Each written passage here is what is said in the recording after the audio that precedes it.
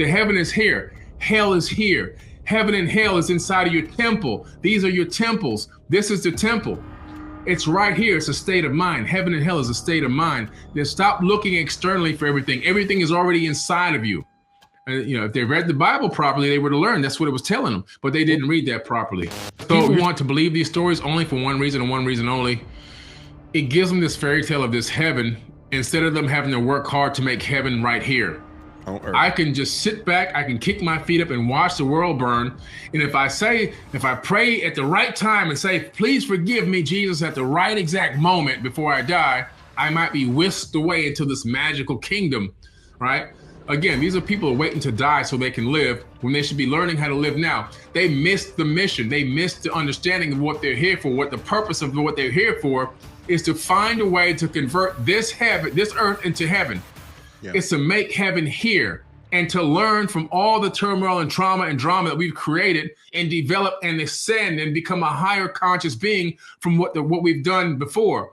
So we can ascend to a higher level. We can be born again in the spirit, not by water getting smashed over our head, right? Dumping babies in water and smashing and having a pastor dump you in this bucket of cold water and you got all this coming on your face and you need a towel and no. It's about raising your level of consciousness to a higher level so you can look back on your previous level and say, wow, I've grown. I've been born again to a higher level. And you'll be born again many times in the same lifetime. That's really what the challenge is here, is to learn from our mistakes and grow and find out how we can exercise a level of unconditional love towards one another and move the civilization forward to the next level where everyone becomes more conscious. And then the planet advances. And then the next thing you know, there's a golden age. And what is a golden age? Which has happened before in the past. We know this because there's records of golden ages. When you have the golden age, you have brought heaven to earth. And so that is what the ultimate goal is, because source or the universal consciousness or God, whatever you want to call it, the creator of all, wants to see this experiment develop from nothing into a golden age. And it wants to experience it through us on what it would be like to live in the third dimension. So the creator has divided itself into Googles of entities. Google is a number, not a search engine. It's an actual number. Look it up. Into Googles of entities. That's a number that you can't even count. So it can experience what it's like to be Billy, to be Roderick, to be everyone in the chat right now, subjectively, and to understand what it's like to move through this third density and grow and learn and create mistakes and be a part of the problem and be a part of solutions and everything else. It wants to collect information and data and send it back to itself at the higher dimensions. And that's what's going on here. And so many people have said, you know what, I could just be in this thing and I can just pray and beg for forgiveness, and I can screw up again and pray and beg for forgiveness. It's this vicious cycle that they've been taught where they don't have to stand up and be responsible for their own actions.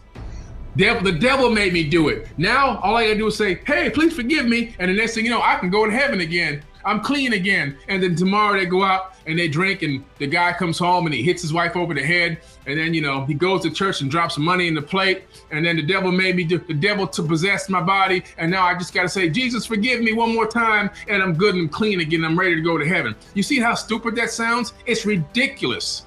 And everybody out here with these religions is just running around, not taking responsibility for their own actions and sending everything externally. Nothing is looking inside. Everything is looking outside and playing victim and putting it all on the outside. And you have this vicious cycle where the world is burning and they're sitting back waiting for this magical rapture to happen and suck them up into this magical heaven that doesn't even exist.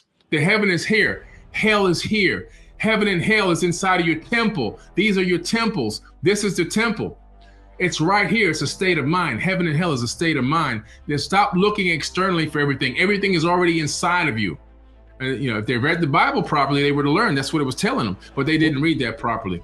So you're talking about something that's really amazing. And I meditate on this topic that you brought up all the time because, man, it's so deep to understand that spiritual energy, well, energy in general, it can never be destroyed. It can only be transformed, right? Second law of thermodynamics. You learn this in science. And so energy is consistently recycling. So when we talk about could souls and energy be coming back and coming back, well, all atoms that were created in the beginning of the first part of this explosion of existence into this universe, every single atom that was there are the same atoms that are here right now.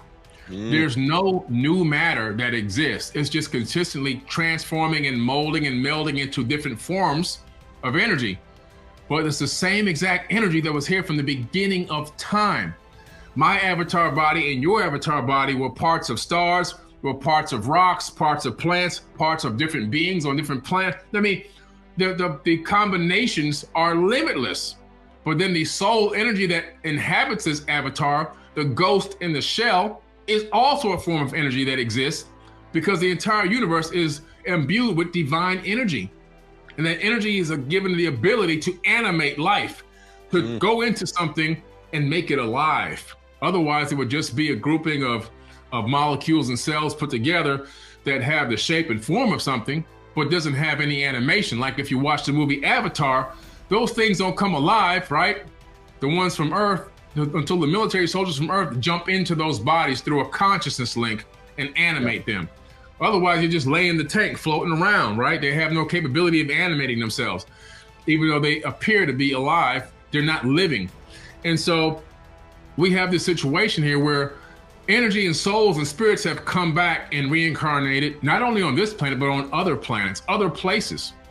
But when they come back, you don't know how old somebody truly is. A person that's 80 years old, they could be a newborn baby spiritually. This could be their first time here. And a kid that you could meet that's 16 or 10, like with a piano prodigy you're talking about, a 6-year-old that could play Mozart, he could be ancient.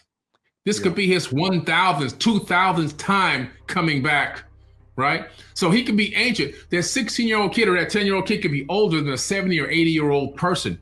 That 80-year-old person could be the first time here. You ever see a person that's up there in age, 60, 70 years old, they're hardcore into religion. They're like a religious zealot.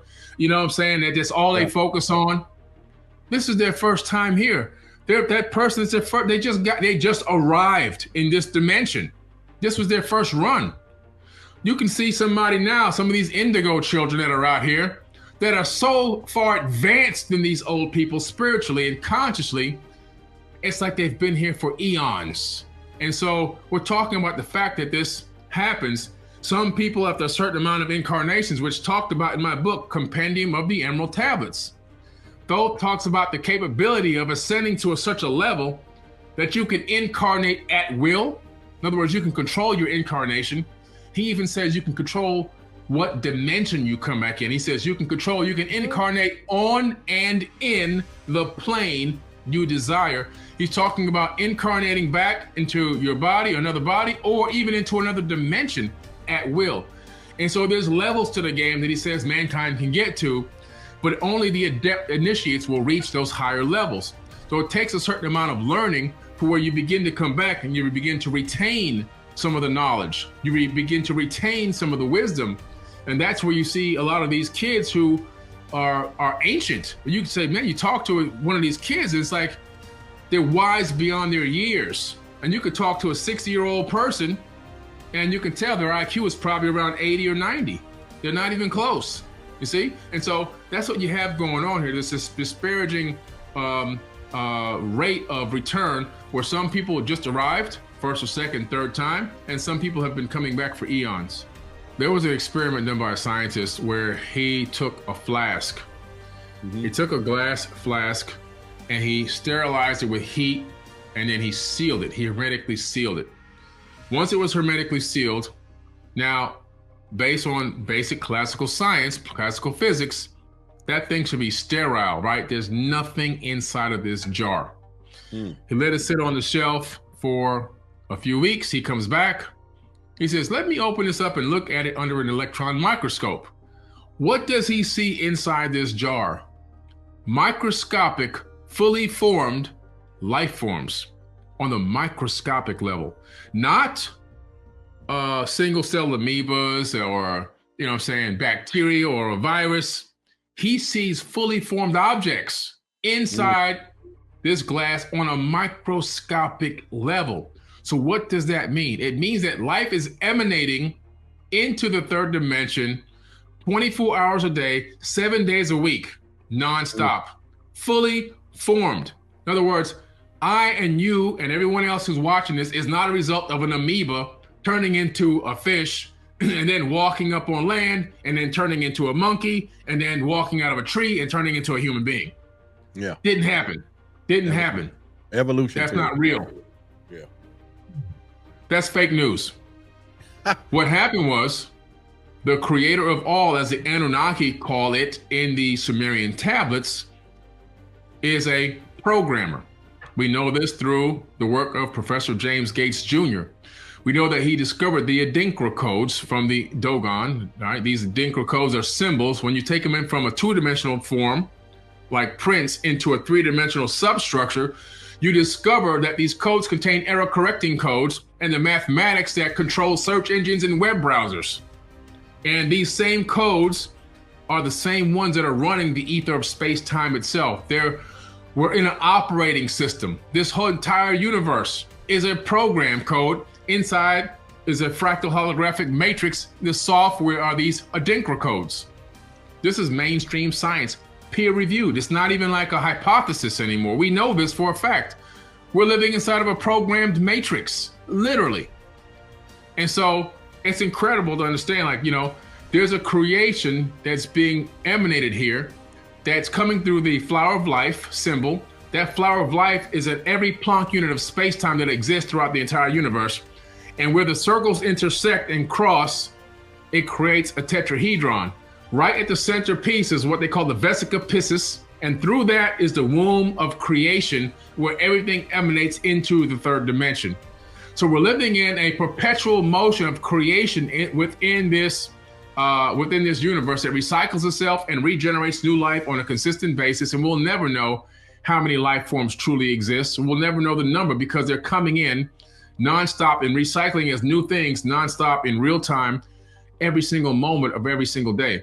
It's a real incredible story. I mean, it's so kind of hard to wrap your mind around, but this thing is so huge. And guess what? It don't make me feel small because we're all a part of it. We're a part of this massive thing that really is so incredible. It's just really an incredible program. The programmer, the master programmer, or programmers, I believe there's more than one, have done created an incredible creation. And we are now ourselves are trying to duplicate what the creator has done, because why? The code that person utilized to make this came out of their conscious mind. That's why the universe is a conscious mind. And we ourselves have now created games like No Man's Sky. No Man's Sky fits on one disk, and it has 80 quadrillion planets and unlimited life forms on each planet, and the game never ends. Creation is happening perpetually through fractal holography. They use the Mandelbrot set of fractal creation, like Pixar did, to create on the fly, and the game never ends. They created an entire universe on one DVD. So tell me, what happens when they add AI to that software program, that game? The guy who created The Sims, he's adding AI to The Sims. They're going to be conscious. They're going to be asking things like, who am I? Where do we come from? Who is our God? Who created us?